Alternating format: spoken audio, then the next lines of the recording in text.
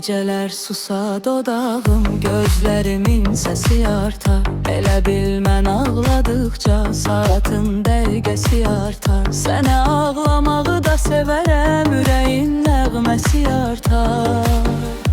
Ağlaram, ağlaram, yumaram gözlərimi zümzümələrlə, sonra ağlaşaram, ağlaram.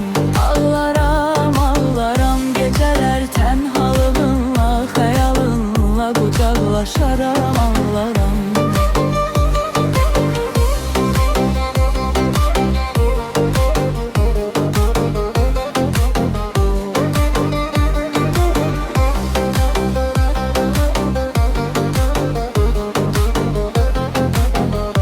Gedən gündən həyatıma qalmayıb maraq. Ürəyin kirayə mənzil, ora bir özgədir qonaq. Beşikdir yoxluğun mənə, mən isə ağlağan uşaq.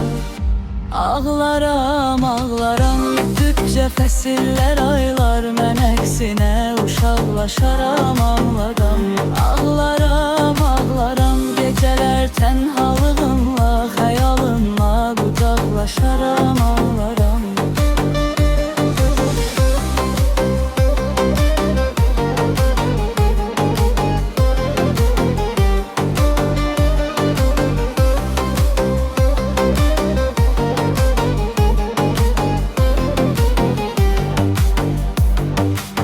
Bir şəhərdə yaşamağımız məni məhbus edib evdə. Düşünürəm sən də gəzərsən, mən gəzən yerləri bəlkə. Qoynunda körpə, yanında yerimin sahibi özgə.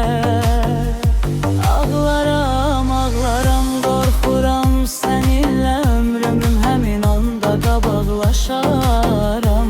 Ağlaram, ağlaram, gecələr tənhalığınla, xəyalınla qucaqlaşaram, ağlaram.